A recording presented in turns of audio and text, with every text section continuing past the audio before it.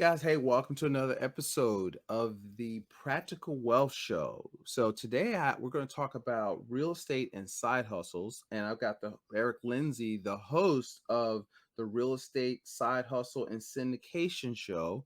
And so we're going to talk about making money. So if you notice, we have a book coming out that I'm rewriting. It's called Money for Life: How to Thrive in Good Times and Bad. And so the Money for Life formula of how to be the bank is so I'm going to kind of frame stuff around that, right? So it's get money, bank it, borrow it, spend it, repay it. So today I always like talking about getting or earning more money, right?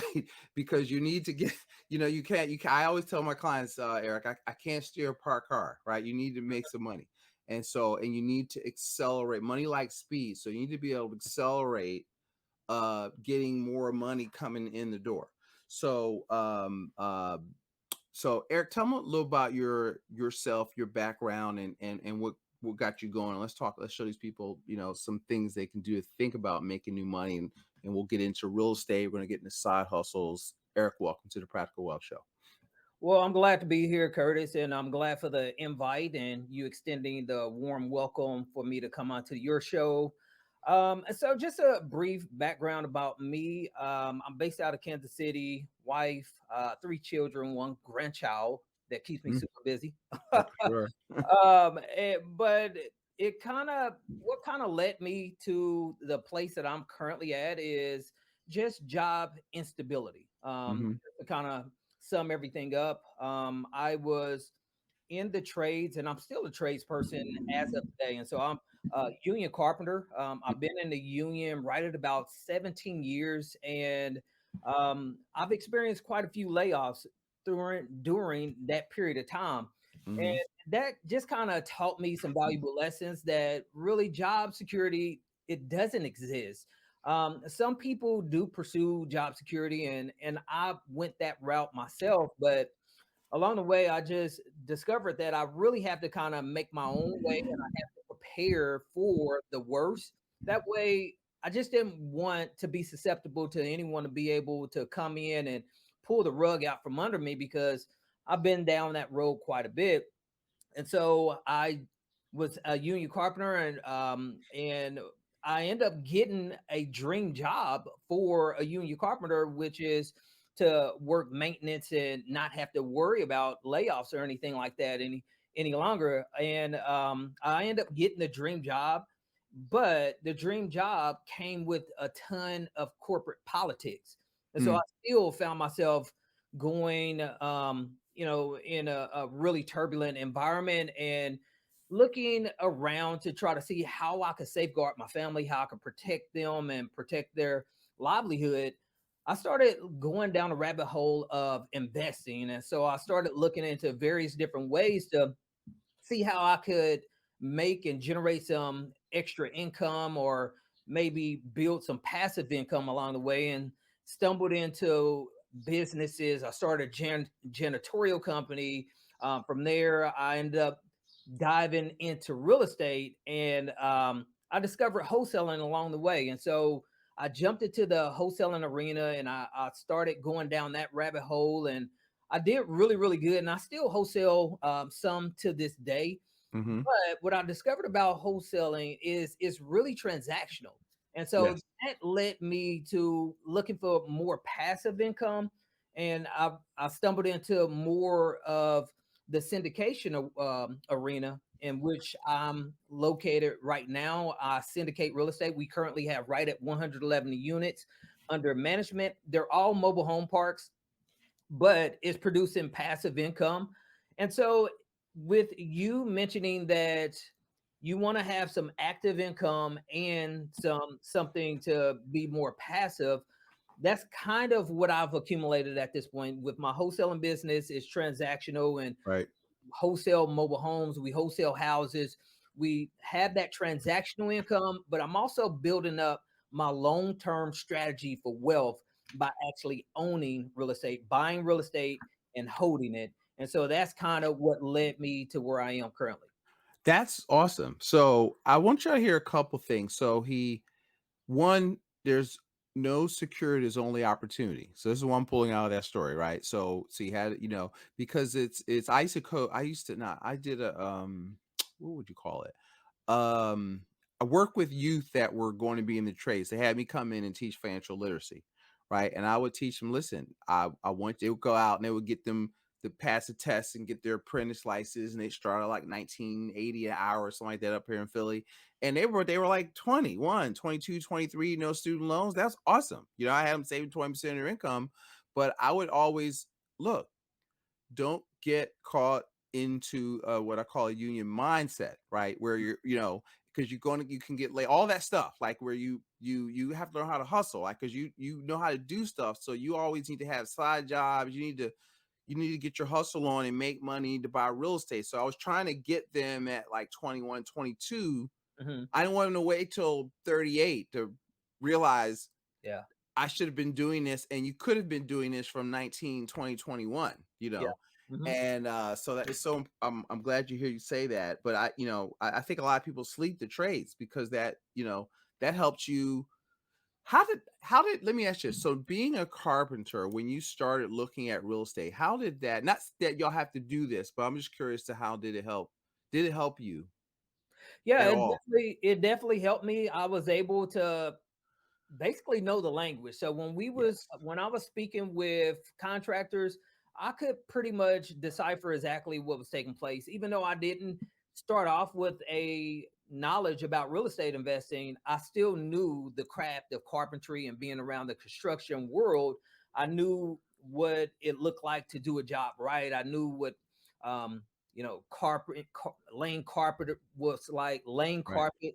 Yeah. I knew exactly what that looked like. I knew the process of how to build things. You start with the foundation, then you kind of start building the structure, the walls, and then you start locking things in by Yeah. putting the exterior on to get everything covered up, and then you can go inside while everything is dry at that point. So Right.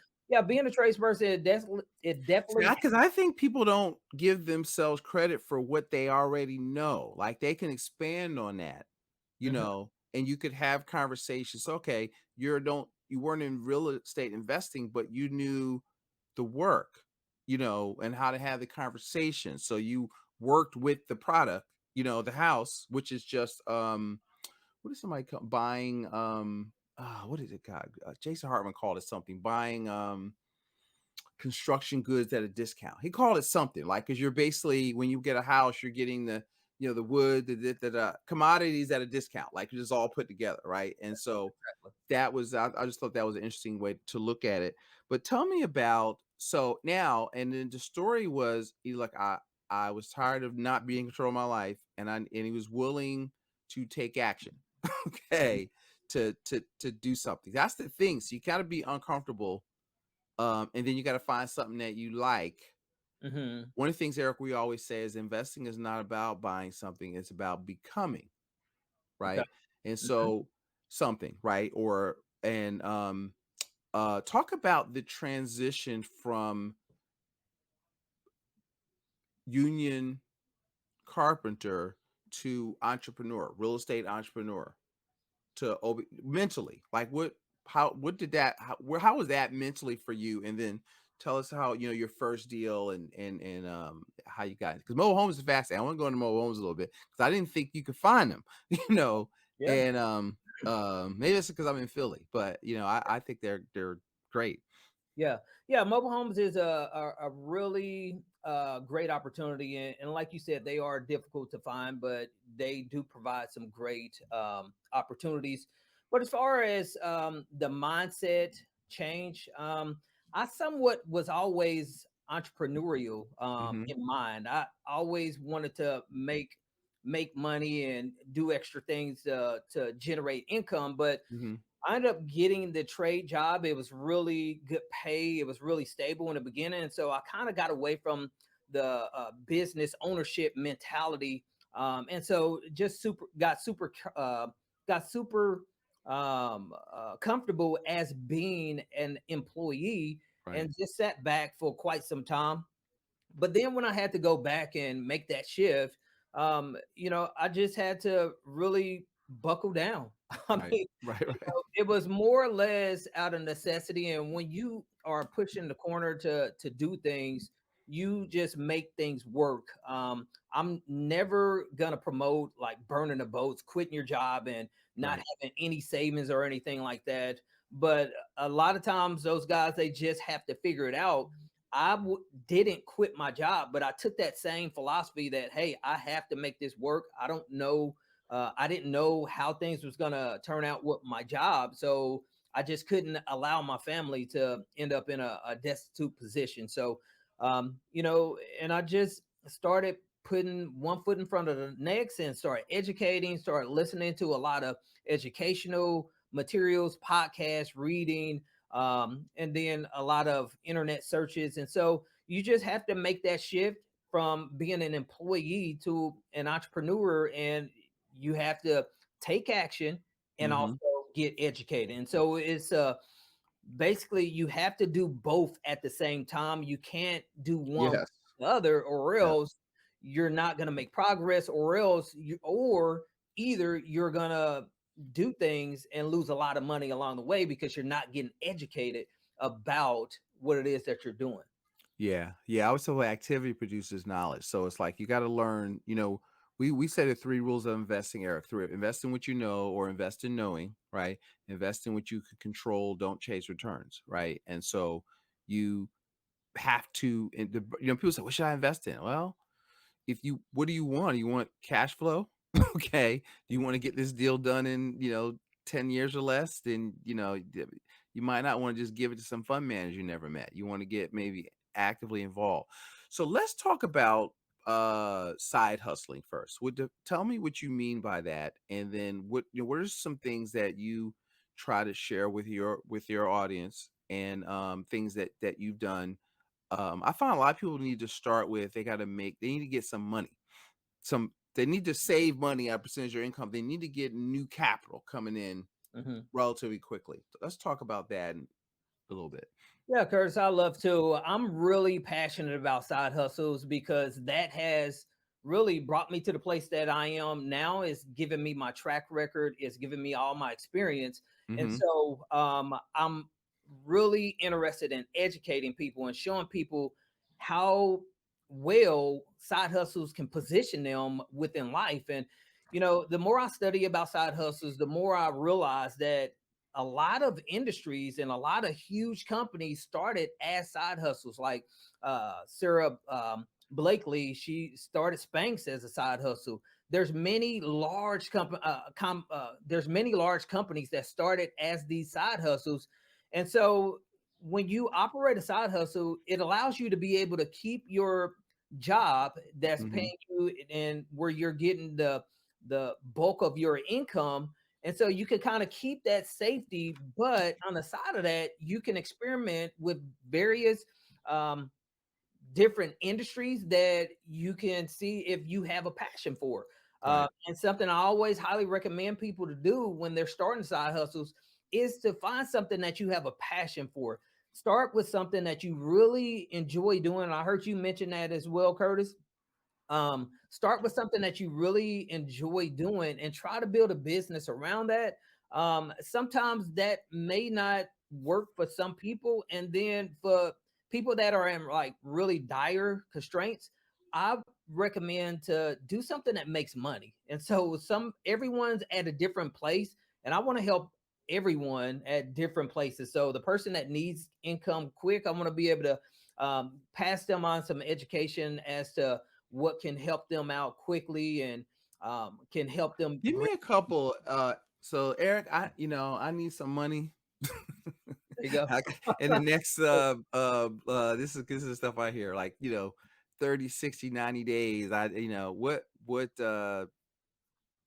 I want to say 6 months, but they're like telling me like this month, in 60, 90 days. I tell wrong ones to build in a day, but and I always go back to your point. I always tell people, Jim Rohn, one of my favorite quotes is profits are better than wages, Hmm. right? But wages make you a living, Hmm. profits make you a fortune. So you got to earn your living by day. Don't jump out of a perfectly good airplane without a parachute. Earn a living, right? Exactly. And then But see, because now you can try stuff. My dad used to always encourage me, look, you gotta try stuff. You learn by screwing up, Mhm. right? But now I was 20, so he's like, when your whole family heats. So I didn't have to worry about, I got a family I couldn't like jump out like that now. Yeah. But I so a lot of people are in that boat. If you're, you got kids and a house and a mortgage, then you need, but it ain't no scenario where you don't, with inflation, you need more money, Mhm. Mhm. right? So Exactly. what will be a couple things that maybe you share with your tribe about, things that they could be looking at, industries they can look at? What are some things that you like that we can talk about that they can research? Yeah, so predominantly my podcast is centered around real estate. Real estate. But Mm-hmm. I'm venturing into just business side hustles as well, but some side hustles from all the guests that has come on my show, that I've discovered that can generate income really quickly is like land wholesaling. You'll be absolutely amazed the opportunities that's out there, and you don't really even need a ton of money to be able to wholesale land. You could go to Zillow and look up for sale by owners, connect with them, try to put the property under contract, which is called wholesaling, and Mm-hmm. then reach out to some buyers to connect with them to buy the land, and they'll pay you a fee. It's all about how fast you need the money, how much money you need. So every situation is a little bit different. And so you have to tailor your situation to where what industry is going to bring in that income that you absolutely need at that point in time. So I mean, if you need really really quick money, become you could do DoorDash. I mean, if you need Right. really quick money, you could go to Amazon Flex. If you need really quick money, you can go to a janitorial company and work as a janitor. They're always hiring for those type of jobs, warehouse jobs. There's all kind of different industries that you can get into that will pay you immediately.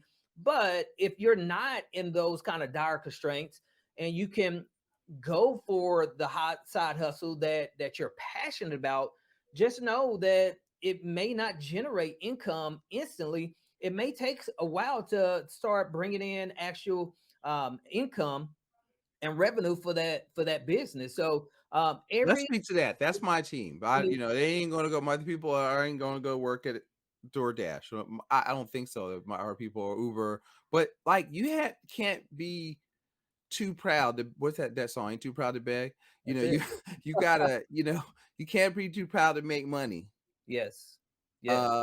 Because you got to keep your vision on what's the big picture, Mhm. right? And so you might have a short-term cash need, and this too shall pass. You have to work. I don't even have time for that show, but I've all done all kinds of stuff, to keep my, because I was, this is a book called by Robert Allen. I heard when I was like 20 or so, 21, 22, and it says a job is a temporary inconvenience. This is how I always view the job, Eric. I said a job is a temporary inconvenience Mhm. to provide me with the cash flow to get my thing going. So I got good enough at my thing Mhm. where I could make a living at it. So I always viewed it as financing my apprenticeship, of until I got my thing going. So that's how. So I've been, you know, if they had Uber and stuff when I was that age, I'd have been killing it, because that I could do that when I wanted to, cut this Mhm. little thing on, make money, and then have prime time available for, I was doing, insurance and investments at night, you Mhm. know, Mhm. in MLM. So I just needed time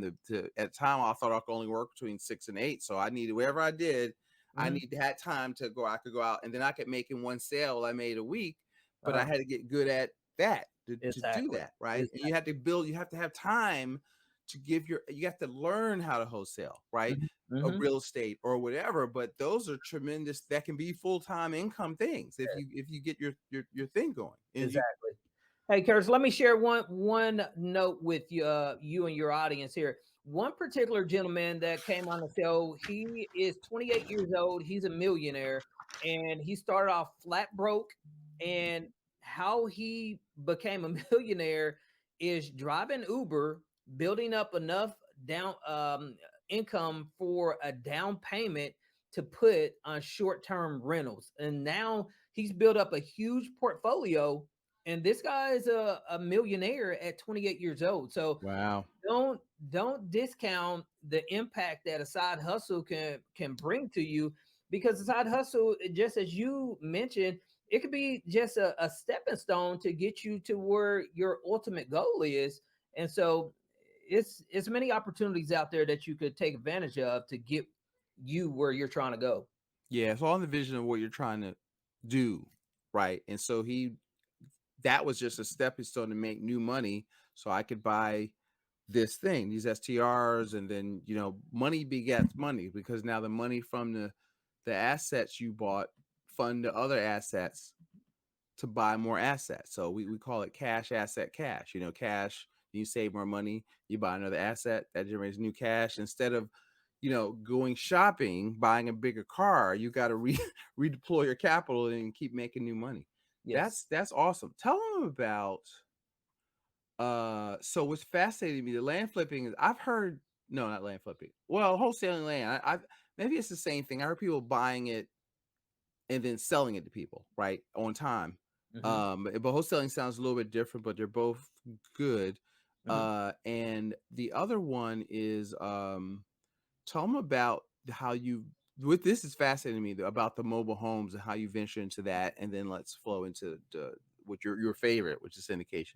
Yeah, yeah. So currently, I wholesale mobile homes, and it's almost like an untapped industry, because a lot of people, they have that preconceived conception within their mind. Oh no, it's trashy. It's a horrible sector of society and niche of real estate to get into. And Mm-hmm. and some of the homes, they are pretty run down. But Mm-hmm. you know, I'll just tell you about a recent transaction that Okay. I did. So I bought a 1973 mobile home in a mobile home park, and I didn't really think I was going to do very well on it. I paid $2,000 for this home, and so I didn't put an ounce of money into it, maybe except for putting a lockbox on it, and that was about it. I turned the lights on with the electric company. I turned around and sold this home for like 25 grand. So Wow. I put 2,000 in and I made 25,000. So my profit was right at 23,000. So I Mm-hmm. mean, there's some opportunity within that niche. And that's just really the transactional money that you were speaking about. It's Right. nothing that I'm looking to build a career in. But making 23,000 bucks profit on a sale that maybe I had uh 5 hours of time total. Right. Um, That's ain't nothing wrong with that. Let me yeah, tell you. That it's not yeah. that bad of a deal. So yeah, mobile. But see, you had the skill to recognize that and do that deal, right? That goes back to investing in yourself. He knew how to do that, and that knowledge, Mhm. that even though it didn't take you that long, it took you that long because of you are able to do that because of you invested in yourself, so you could recognize that and solve the problem for that person. Exactly. Yeah. So I mean, if you add up my total career within wholesaling, it's probably right at about 5 years. So Yeah. I've it's a learned skill, and I have made mistakes along the way. I've tried to flip. Most people come out of school don't make know how to do $25,000 deals that come out of college. Yeah. So Right. that's a beautiful thing. Yeah. Mhm. Yep. So no, but yeah, mobile home investing, it is a decent, really good opportunity, because there's just not a whole lot of people doing it. The single family home wholesaling space is super saturated, and it's going to be really difficult to get a deal. You still can. I host a podcast, and I have wholesalers that all they do is wholesale single family homes, and I mean, a lot of them guys, they're actually absolutely smashing it. Hmm. But I personally was doing it myself, but I had to kind of pivot. So I don't really put too much time into the houses anymore, because I just wasn't having a good return on my time. But Hmm. with the mobile home thing, I mean, it's plentiful. So I make 100 grand a year just with the mobile homes alone. That's all. Would you say, is that more of a local opportunity to, like, let's say so I live in Philly. Mhm. Is it possible for me to do that, find a good location to learn how to do mobile homes from my location, or would I need to try to find them in where I'm at near me?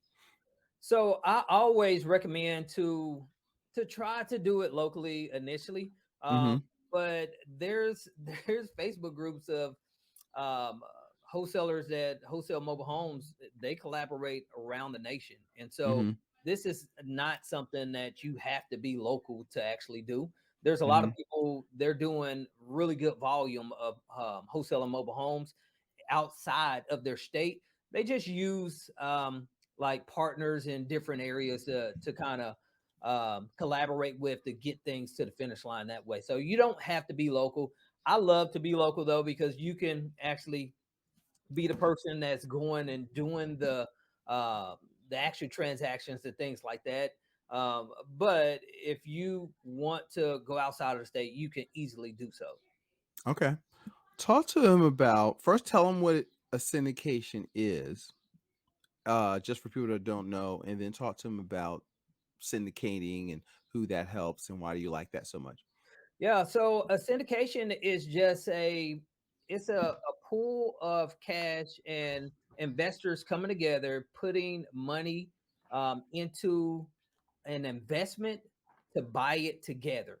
And Mm-hmm. so within this investment, it's the same basically as a stock. So it's a security. And so people are coming in and they're buying shares of a piece of real estate, and Mm-hmm. everyone is putting in um, different um, amounts of income to actually buy a piece of real estate. And so within a syndication, you've got limited partners, and a limited partner is a person that's only gonna put cash in. They don't have any um they don't they don't get into the day to day as far as managing the property management and looking at the tenants and making decisions about the leases. And they just basically put cash into the deal, and they expect a certain amount to come back to them based off of the projections that was given to them when they invested within the deal. And then you have the general partners. So you've got LPs, you've got GPs. The general partners are the people that are active within the deal, and they're the ones that's analyzing the deal, they're finding the deal, they're locating the property management company, they're managing the property management company, and they're very active within the deal. And so they have usually the smaller percentage, but every syndication is a little bit different. You can structure it however you want, and that's the wonderful world of real estate, to where you can make a decision based off of your negotiations as to how you want to structure your syndication. Okay. And so go tell let's go a little bit deeper into that. What I guess what do you like? How can people do that? So I guess are the people that mostly that you're sharing with, they want to be the limited partner, or do you know, and maybe how you vet out a good general partner. Yeah, so the limited partners are predominantly the people that we really love to work with. And Mm-hmm. reason being is because we have the skill set to go find the deals. We know how to operate the deals. We know how to manage the deals. So what we try to really educate people towards is how to become a passive investor, how to utilize and leverage the capital that they have sitting in a savings account and Mm-hmm. put it to work. Also, how to leverage IRAs and put that capital to work and get a much higher return on their income. So we try to really connect with them, because what syndications and what real estate syndications offers are much safer investment vehicles for people to invest their hard-earned capital within. Because right now, what we've been offering our passive investors is an 8% return. Hmm. And so that's really difficult to find within the stock market. An 8% return it's going to be difficult to find. Consistently, like Yeah, yeah, yeah. exactly. Well, Mm-hmm. without it being some kind of like huge gamble on that stock, real estate, it continues to appreciate. And so if you look at the historical performance of real estate, it continues to appreciate, it continues to be steady, it continues to be safe. And one of the great benefits about real estate syndications is the tax benefits. And that's how we love to share these benefits with those that we're investing with as on the passive side, because a lot of that earned income that people are being taxed on, which can get into the 30% range, you can, depending on how much you invest, you can get your taxes and your tax liability really low because of investing in real estate, because the government is really favorable towards real estate investments because we're actually helping people out along the way. And so real estate is just a great opportunity. It's one of those areas and sectors and industries within invest in the within the investment world that AI is not going to be able to take away. Now, Yeah. it may be able to impact realtors, it may be able to impact individual services, but Hmm. people are going to continually need a place to live, and computers, electronics, it'll never take that away because you're always going to need a roof over your head no matter what. Yeah, I agree. So what when they're thinking about this, so they're like, Eric, I heard this. What kind of savings or capital should they have, or the criteria they need to invest in syndications, put deploy their capital in the syndications, would you say? Yeah, so it's pretty much just standard with any form of investment. You only want to invest something that you can stand to lose. And so I Hmm. wouldn't ever recommend putting your last dollar in, or your Right. last 10,000, or your last 25,000, or your last 50,000, or your last 100,000. And so syndications, you can get involved as low as, I've heard of people like Grant Cardone. He has a fund, and you can get into a syndication with $1,000.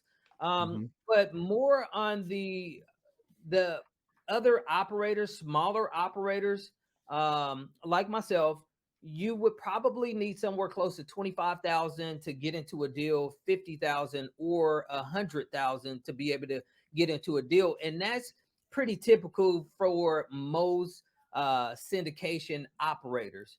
Um, Yeah, so that sounds about right. really, 25 is good. A everyone lot of has people to could get stay. into something with 25. They got 25 sitting in an IRA, and like, are they getting um what's the word? Income, or is it the money coming out of the growth of the asset? Yeah, so it's monthly passive income, Mhm. or depending on how the syndication is structured, the as I mentioned earlier, the beauty about syndication and real estate is that everything is negotiable. Right. And if you don't like the terms of a real estate deal, the terms of a real estate syndication, you can simply just pass on that opportunity. Right. But if you want to negotiate and say, hey, I would be interested in putting $25,000 into a deal, but I would like to get monthly passive income, or at least quarterly income. Mhm. Now, I'm involved in a syndication currently that pays out yearly as of right now. And so there's many different forms and many different structures. So you can easily get monthly income to where we would pay you 8% monthly on the income that you put in. So if you put in 25,000, you would get an 8% passive monthly income based off of that percentage, based off that amount that you put in, and that can Mhm. be paid out to you monthly.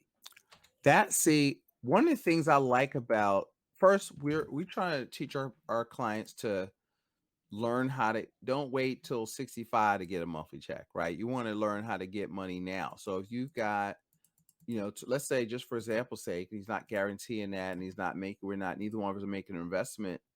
That's not right. Yeah, it's 2,000, 8%, 25, 8% of two is so about $166 a month.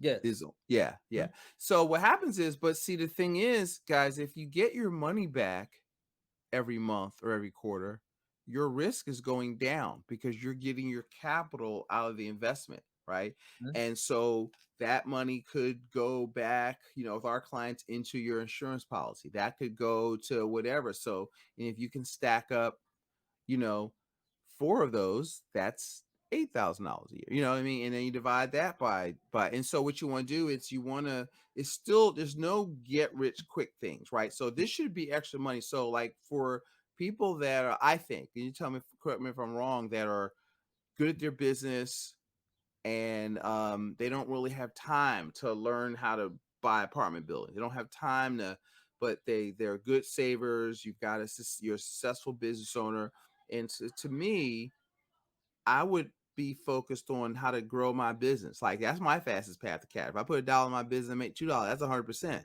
Yeah. But I don't want all of my money in my business. So I'd rather find a good operator like Eric and say, hey, look, let me vet you, make sure you do what you say you can do with your track record.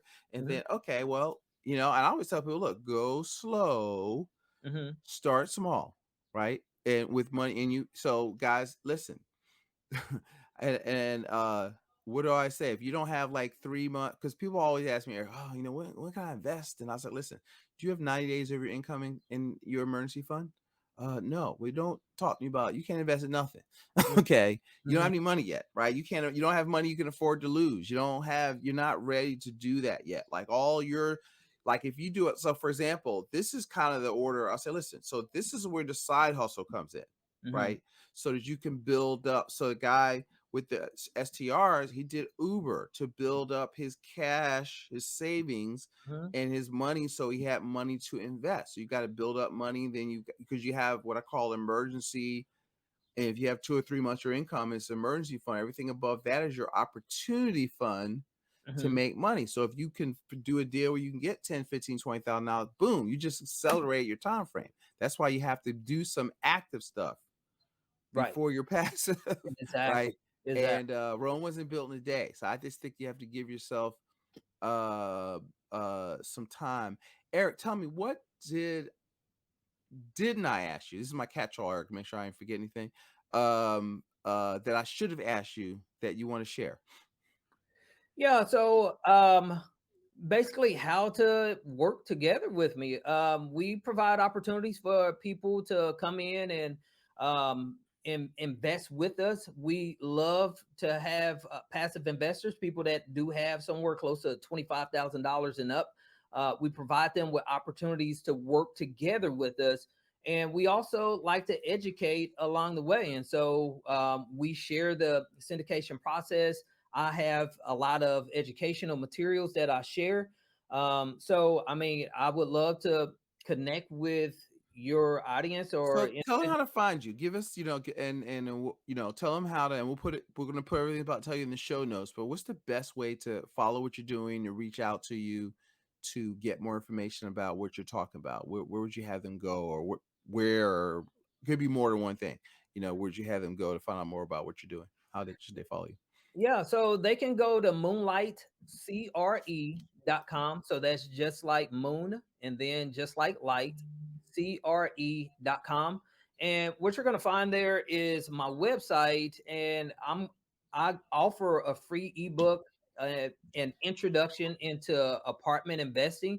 And also, you'll be able to go and listen to my podcast there. And so you can listen to my educational content and learn from other syndication operators, and we could connect. I love to bring you in as a partner on the passive side and show you how things work within the real estate industry and help you be able to reap a lot of these real estate benefits as far as tax benefits and all the monthly cash flow, and also the the big bonus with these real estate syndications is when we sell. And so when we go in and buy these commercial investments, these apartments, these mobile home parks, self-storage units, facilities, the name of the game is to increase income and cut expenses so that we can drive our NOI up, our net operating income up. And Mm-hmm. that's going to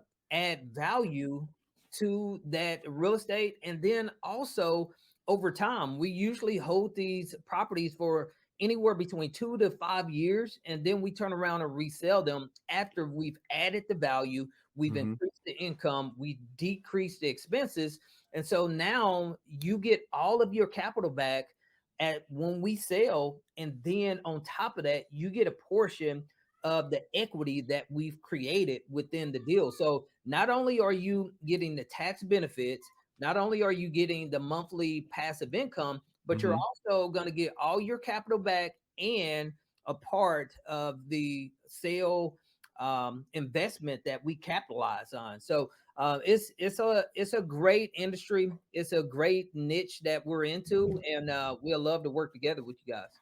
All right, that sounds good. So we'll put that in the show notes. Remember, Curtis ain't giving investment advice or endorsements. And but what the goal of this show is education, what do you call it? Entertainment, education, right? But really more so education. And I always tell people, look, there's four asset classes, right? Business, real estate, paper assets, and commodities. And investing is about becoming, not about buying. And it's not my job to tell you what to become. Okay. And so, I want you to educate yourself. I want you to hear this. Say, look, this could be, I need capital. I want to deploy. Is this something that I might consider doing with some money?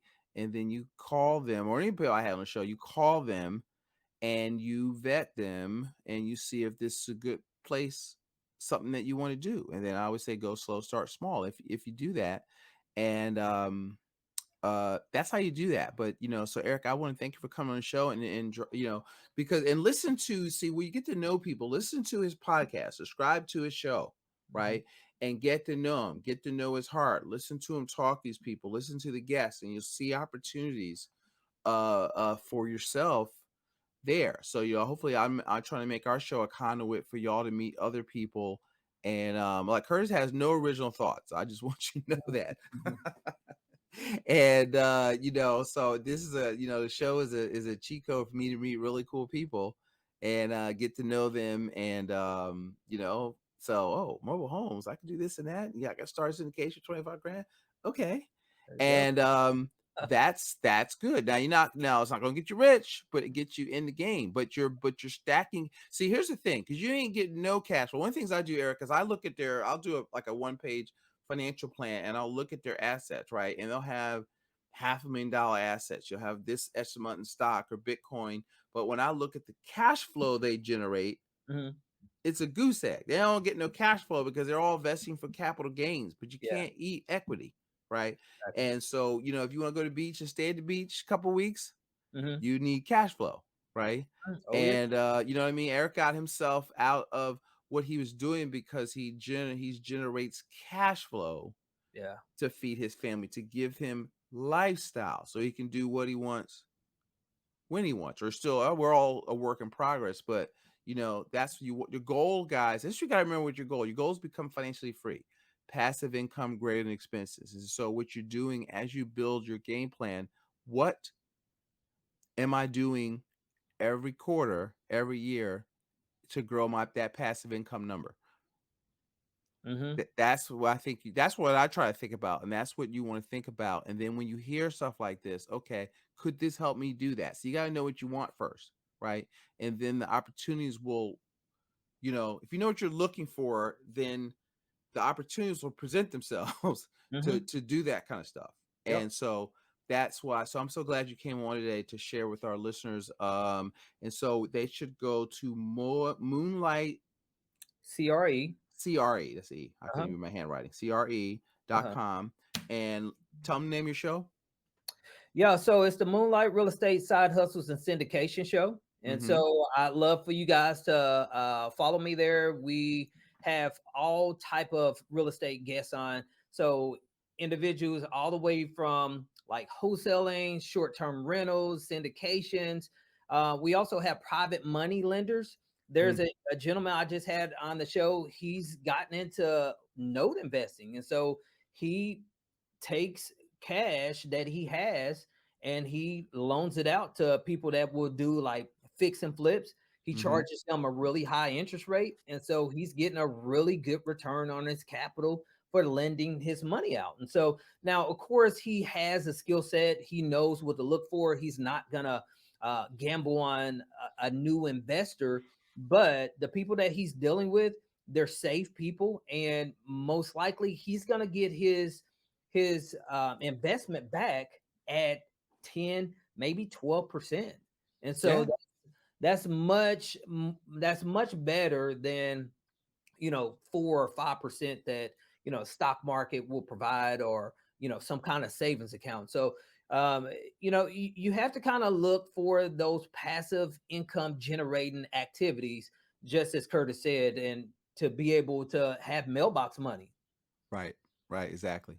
All right. So cool. Eric, thank you for coming on the Practical Wealth Show and dropping these gems for my listeners. Yes, sir. Well, no, hey, it was my pleasure. Looking forward to connecting with you down the road, and thanks for having me on. Yeah, my pleasure. So, guys, go out there and check if this intrigues you. We're going to have all of his contact information in the show notes, and go out there and make it a prosperous day. If you like uh, the show, share it with somebody you think needs to hear this. Leave us a review, and hey, thanks again for listening to another great episode of the Practical Wealth Show. Go out there and make it a great day, guys.